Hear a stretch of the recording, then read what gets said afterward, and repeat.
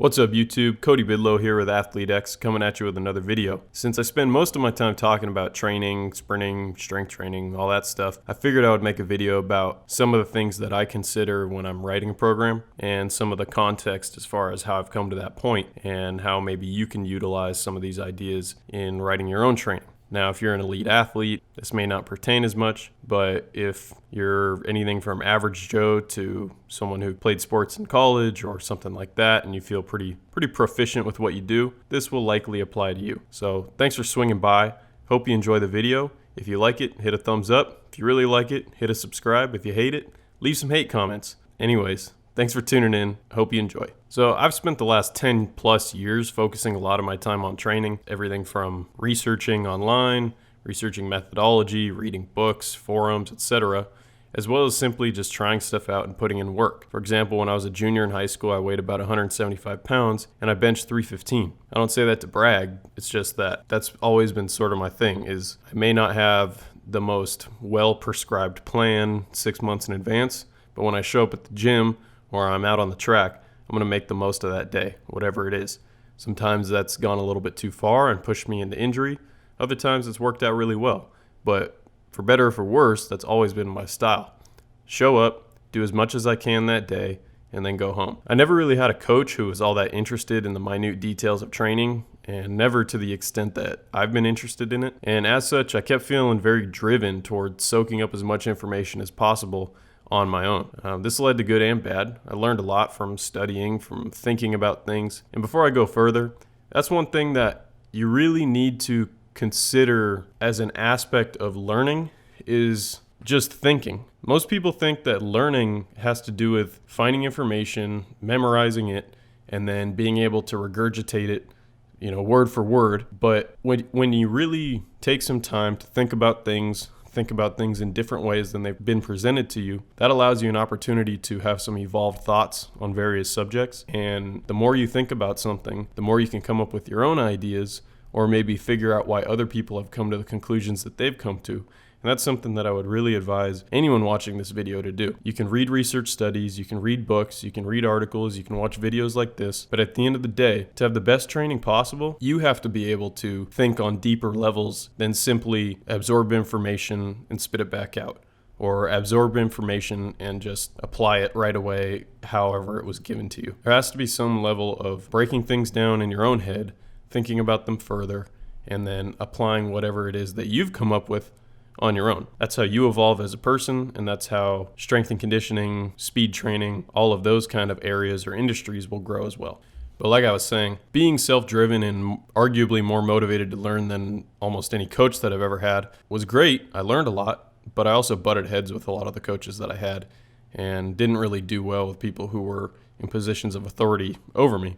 And I wouldn't necessarily suggest following suit in that regard. If you have a coach, you should probably listen to him. And if you really don't want to listen to him, you should probably find another coach. But everything's 20/20 in retrospect. My first real dose of performance training was at PSI in Las Vegas, which is called Philippi Sports Institute. It's run by Mark Philippi, who is a successful strongman, power lifter, and coach of all kinds of athletes, ranging from strength athletes to pro baseball players, pro football players, sprinters, all kinds of athletes, MMA guys. I think recently he was coaching wrestling for Azerbaijan, like their Olympic team. But he's done all kinds of stuff. He's been in the industry for decades, longer than I've been alive. And I got to spend some time at his facility when I was in high school, thanks to my bro, Jay Staggs, who is currently the safeties coach for Idaho State. He played at UNLV, and Mark was his strength coach when Jay was playing at UNLV, so that's how I got that connection.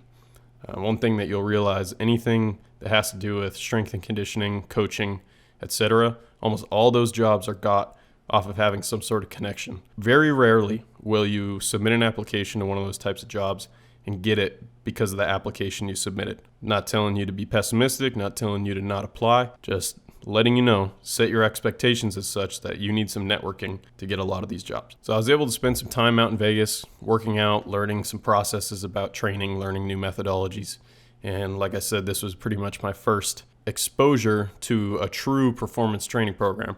Before that, it was dips with chains on and bench as much as I can, then go do some squats, then go max out on cleans, and just kind of throwing everything in there and getting as much as I could out of it. Which when you're 16 and 17 and 18 years old, you can do that and you'll still improve. That's the beauty of reaching the peak of puberty, is whatever you do, as long as you're moving weight in some direction, you will get stronger. And as long as you're running fast at some point in your day, you will get faster. While there are certain challenges to coaching younger people from like a technical standpoint, a lot of people will run poorly or jump poorly or lift poorly from a technique standpoint when they're younger. But as long as they do anything that's remotely good, they'll improve. Not to take anything away from people who coach youth athletes. That's pretty much all I coach right now. And I've been seeing a lot of great results. At the same time, I don't think it's that hard to get results.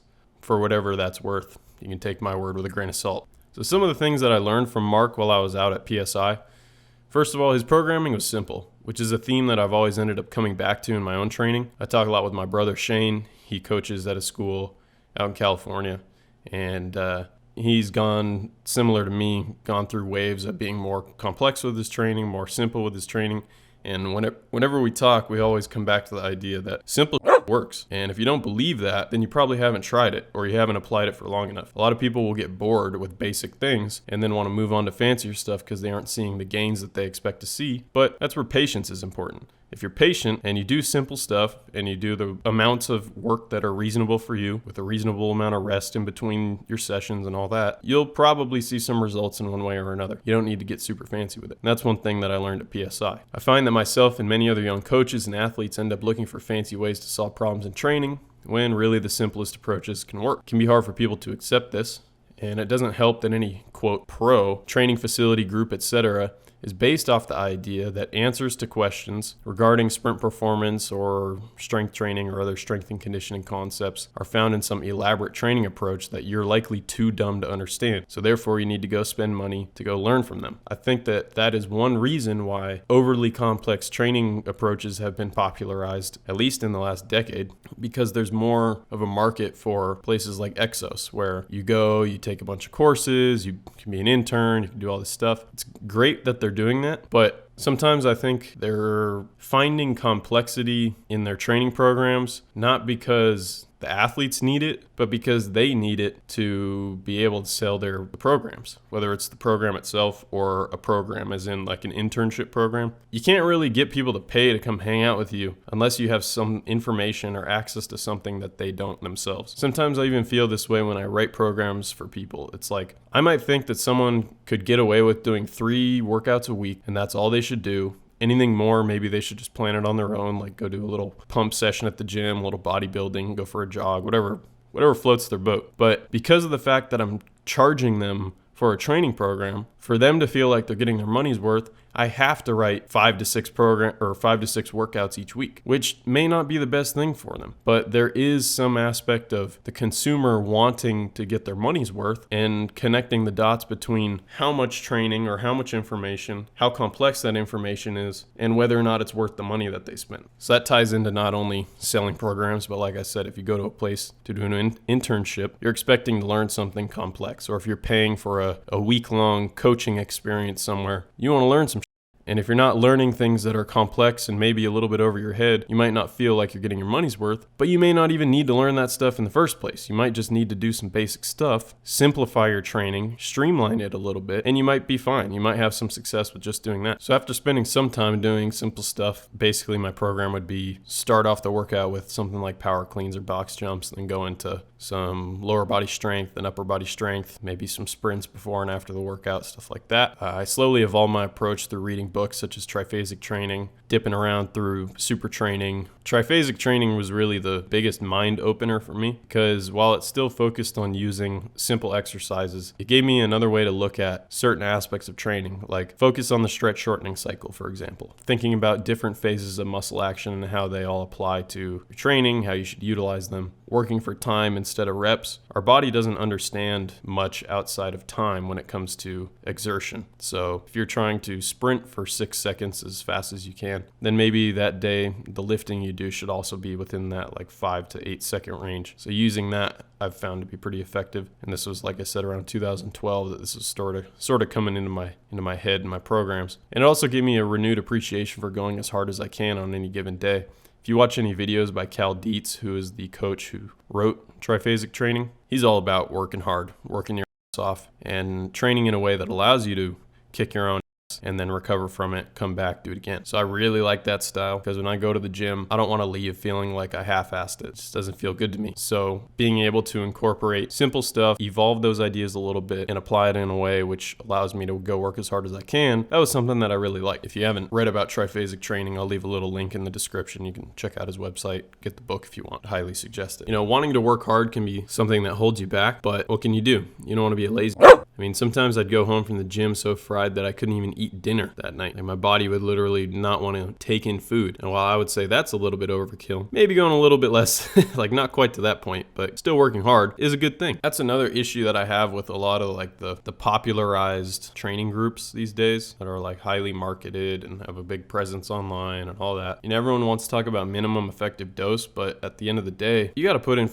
work to improve. And unless you're doing more work or more quality work than you did in a previous period of time, probably not going to change that much. You're not going to adapt to new stress levels. You're just going to stay where you're at. And that's one of those things where when you're talking about professional athletes versus developmental athletes, there's a huge difference in what one is going to respond to versus another. Professional athlete, they just need to get to a race, be able to run as fast as they can, and be healthy so they can go try and earn some money at their event. Developmental athletes need to actually improve their fundamental qualities, such as force output capabilities, technical aspects of their sport, strength levels, speed levels, all those things. And A, that's way harder to do. B, that's going to take a different training style than it takes to take someone who runs 9.9 and make them run 9.89. You know, those are two separate situations. So we tend to take a lot of our information from people who coach, quote, elite athletes, but that information is not always going to be applicable to your situation. So you kind of have to take that stuff with a grain of salt when it comes to, if you're going to write a program for someone, you can't just go copy, oh, Altus does this, or oh, Exos does that, or IMG does this. That's their situation. That's the athletes they're working with. And I guarantee you're probably not working with athletes of that caliber. Someone who runs 10.0 rolling out of bed in the morning is going to require a vastly different training program than someone like me who struggles to, you know, break into the mid-10s. It's just how it is. And those are the realities that you have to face. You can't fool yourself into thinking, oh yeah, I could use this because I'm close to being at that level and like pumping yourself up. You got to be honest with where you're at or where your athletes are at. And if you're honest with yourself, you can write a better program for yourself. If you're not, if you pump up your ego and think, oh, you're better than you are, that might cause you some problems because now you're applying a style of training that is built for someone who is on a different level than you are. There's no problem with being slower than someone else. It's not, unless you're trying to make a living off of sprinting, it really doesn't matter in the grand scheme of things. Sometimes we fool ourselves into thinking we should do different things than we should. So after an extremely long intro, let's talk about how I actually plan my training. Most of the time when I'm asked about my training programs, the questions revolve around periodization, systems I use, exercises that work for X outcome, etc. Oftentimes I have a tough time answering these questions because in reality, I don't do any of the traditional things that most coaches would say they do. I don't write long-term programs. I don't periodize outside of a relatively small window of time. What I do like to do is look at four things. A, what is our ultimate goal? Is it to run fast, to lift heavy weights, to jump high, all of the above, whatever? What's our ultimate goal? 2, what have we done in the last 2 weeks prior to where we're at right now? And how have we responded to that? Does the athlete or myself feel like garbage? Do they feel great? Are they undertrained? Do they feel too good? Where are we at right now? Okay, that's number 2. 3, what can we do now which progresses the last 2 weeks toward our ultimate goal? So if we ran 3x60 2 weeks ago and 4x60 last week, maybe this week we could reduce the intensity a little bit, but then next week we could go to 70s or 80s. Number 4, how can I, on a smaller level, progress the next 2 weeks in a way which is optimal for this person? So how can I take what I did the last 2 weeks, using the current point in time, progress them toward what they're going to do the next 2 weeks? So I basically look at 3 to 5 weeks at a time and consider where they were, where we need to go, and how what we're doing right now can bridge that gap. That's it. That's as far as I like to plan my training. Anything outside of that is going to be purely conceptual, going to be purely thinking about the future, trying to predict the future. And while you should have an idea of where you want to go, like I said,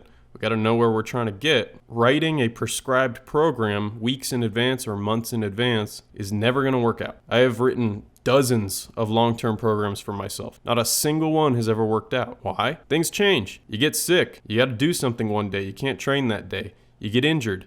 There's all kinds of stuff. You might get hungover and now you feel like you can't train as hard one day.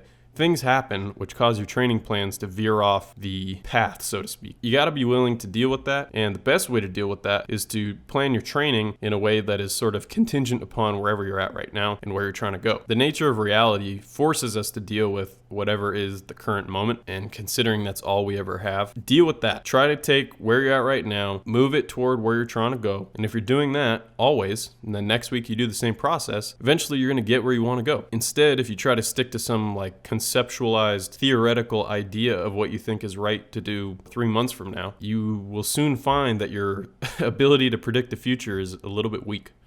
And the thing is, you can work towards something without spelling out every detail and aspect far out in advance. It's not about abandoning the idea of planning for the future, but how you plan for it is different. Instead of writing out, I'm going to do 3 reps of this and that on this day that's this far in the future, you could just think, well, I know generally where I want to get with all this stuff. You might write down some goals or write down some KPIs that you want to reach for. But at the current moment, you're just working with where you're at and what you can achieve on that day or within that week as best as possible, considering all your life circumstances, your physical capabilities at the time, how you are mentally and emotionally, all that stuff. Now, one major consideration I take into account with regards to writing programs is to take note and work around old injuries. The greatest limiter of performance in any athlete is a previous injury. And while it's not a death sentence to one's ability to improve, it's definitely the most significant limiting factor. The brain tends to work as a preventer of bad things, and old injuries seem to be remembered a lot more than all the times you trained or competed without injury. So your brain's going to try and hold back through cortical inhibition, or you might intentionally slow yourself down because you're worried about getting hurt. All those things are going to limit your performance more than any other thing. So preventing injury initially, and then if you get injured, trying to prevent the reoccurrence of injury is the most important thing in my mind. An annoying aspect of injuries is that the number one risk factor for becoming injured is a previous injury. So once you have had an injury, it's very important that all that you do through your warm-up, through your training, through how fast you go on any given day, all that stuff, that you're taking into consideration the injuries that you've had related to the things that you're doing. Every time I give someone a workout or a week of workouts,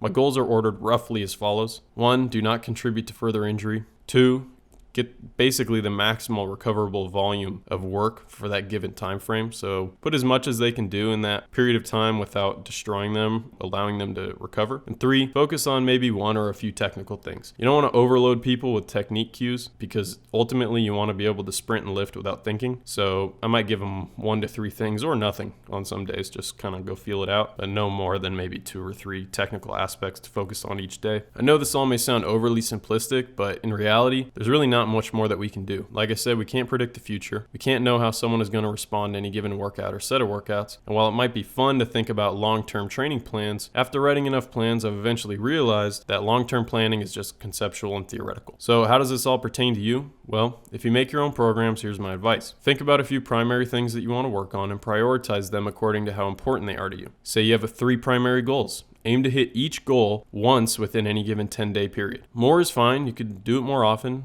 but this is the sweet spot that I've found in regards to what is a repeatable pattern of exposure for any high load, whether it be intensity or volume. If you're a professional athlete, you're probably not watching this video and you can train more often because your whole life is dedicated to that. But if you're anyone else, like me, this week I'm working 60 hours at my day job. You think it's easy to go out and train 5 times on the track and maybe 3 times in the weight room that week? No. So what do? I be realistic. I train when I can. I get what I can done. But outside of that, I realize that life is more than just my training. And so my training needs to fit in with the rest of my life, that my whole life can stay in balance. Since most people have jobs, social lives, etc., they get in the way of being a full-time athlete. So plan your training accordingly. That's why I say, hit your 3 main goals once each within a 10-day period, and you should be fine. You'll progress. You'll have the ability to train pretty hard on those days. You'll recover well in between. It's a good way to go. In between those sessions, you might want to do some lighter workouts, some lower intensity workouts, shorter workouts, whatever. You could have 3 main workouts within any 10-day period, and you'll be good to go. So I gotta go, guys. This video has turned out to be way longer than I intended it to be, but hopefully you've made it to this point and you've been able to pick up some stuff out of this video. Please, while you're here, leave some comments below. I'd like to hear your thoughts. If you set up your program in a similar or different way, I want to hear about it. Or if you have any questions about training, leave a comment below. I or someone else will likely respond to you and give you some thoughts on whatever it is you're asking about. If you liked the video, hit that thumbs up. If you loved it, subscribe. If you hated it, let me know why, and I'll try to improve in the future. So thanks for tuning in, guys. Hope you have a fantastic day. Really appreciate you spending some time watching this video, and hopefully you learned a little bit out of watching it.